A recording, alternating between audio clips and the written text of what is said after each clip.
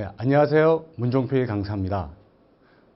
오늘 저와 함께 하실 이야기는 여러분들이 가장 중요하면서도 어려워하는 정권 회수하는 방법에 대한 이야기를 한번 해볼까 합니다.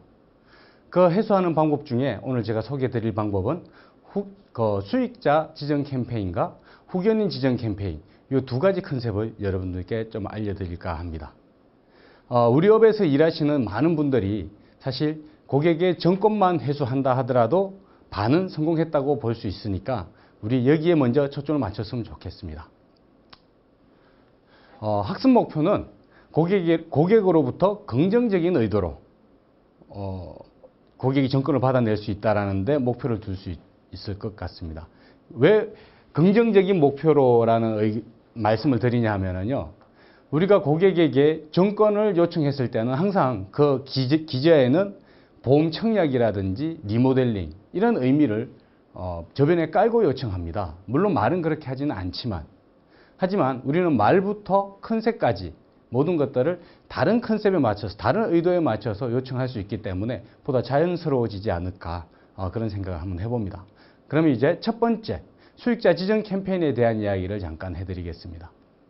제가 말은 캠페인이라고 붙였습니다. 제가 캠페인이라는 말을 붙인 이유는 여러분들께서 실제로 고객을 만나서 어떤 행위를 할 때 우리 지금 캠페인 중입니다 라고 이야기하는 것이 훨씬 어프로치하기 편하기 때문에 캠페인이라는 말을 붙였습니다. 굳이 뭐 캠페인이라는 말을 안 붙여도 상관은 없는데 기왕 시작하는 거 좀 많은 고객을 만나기 위해서는 스스로도 캠페인이라고 생각을 하고 고객들에게 이렇게 어프로치하는 것이 좋지 않을까 생각을 합니다. 우리가 일반적으로 고객들을 만나서 청약서에 사인을 받을 때 사망보험금 수익자는 법적 상속인으로 해놓는 경우들이 굉장히 많습니다. 실제로 이 강의를 듣고 있는 여러분들도 아마 법정 상속인으로 해놓으신 분들이 많을 겁니다. 여러분들은 그렇지 않다 하더라도 기존 고객을 만났을 때 정권을 받았을 때 법정 상속인으로 되어 있는 경우들이 굉장히 많습니다. 몰라서 안 하는 게 아니라 그 순간 나중에 바꿔도 된다라는 생각에 우선 법적 상속인으로 해놓고 나중에 변경합시다. 고객과 이렇게 이야기하시죠. 근데 이 사례를 들어보면 생각이 바뀌실지도 모르겠습니다. 제가 잘 아는 고객이 계신데요. 그 고객이 굉장히 성실합니다. 좋은 여자를 만나서 결혼을 했고요. 예쁜 아이도 낳게 됩니다. 세상에 좋은 일만 생기는 건 아니잖아요. 그 고객의 배우자가 외도로 해서 이혼을 하게 됩니다. 그 아이는 고객님이 키우기 시작했죠. 근데 문제는 아이를 키우다가 우리 고객님께서 암에 걸리십니다. 암 진단금은 제가 드렸지만 사망보험금은 제가 그 아이에게 지급해 드릴 수가 없었습니다. 이유는 그 아이의 생모가 갑자기 연락이 왔기 때문이었습니다. 저는 법적으로 아무것도 할 수 없었던 그런 안타까운 상황이 그 당시에 벌어졌던 거죠. 근데 이게 단지 그 고객님만의 일인가요? 저는 그렇게 생각하지 않습니다. 지금 이 강의를 듣고 있는 여러분들께서도 분명히 그런 경험을 간접적으로 경험하셨거나 아니면 그런 이야기를 들었을 겁니다. 가장 대표적으로 천안함이나 세월호가 그 대표적인 사례죠. 오랫동안 잊고 지냈던 그리고 오랫동안 연락 한 번 없었던 생부나 생모가 그 아이가 사망함으로 인해서 갑자기 나타났습니다.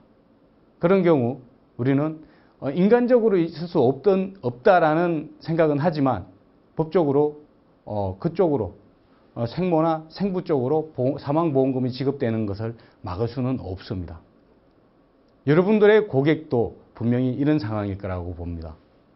그런 일은 없어야겠지만 미연에 법정 상속인에서 수익자를 특정 누군가에게 지정을 해놓는다면 그런 일은 미연에 방지할 수 있겠죠. 이런 컨셉으로 고객들을 만나서 캠페인 형식으로 많은 고객들을 만나서 그들이 가지고 있는 보험 정권을 다 받아낼 수 있습니다. 두 번째는요, 후견인 지정 캠페인입니다. 이 캠페인은 먼저 이야기 드렸던 수익자 지정 캠페인보다 조금 더 업그레이드된 방법이라고 볼 수 있을 것 같습니다. 이건 말한 것과 마찬가지로 후견인을 지정하는 그런 캠페인이라고 봅니다.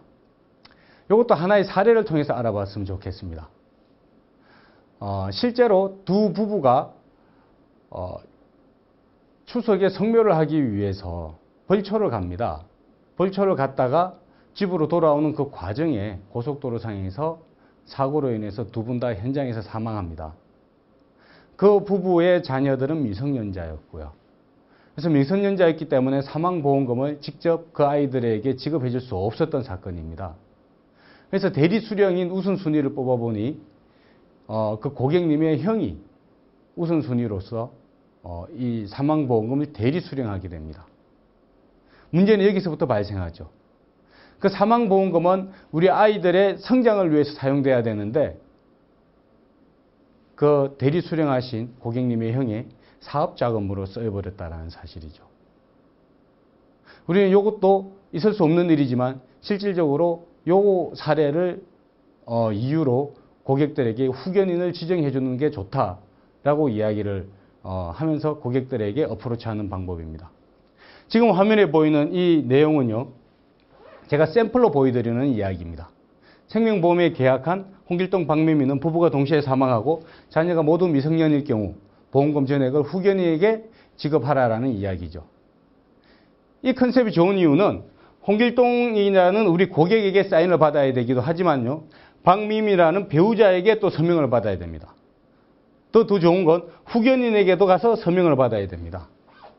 그래서 직접 만나야 된다는 장점이 있죠.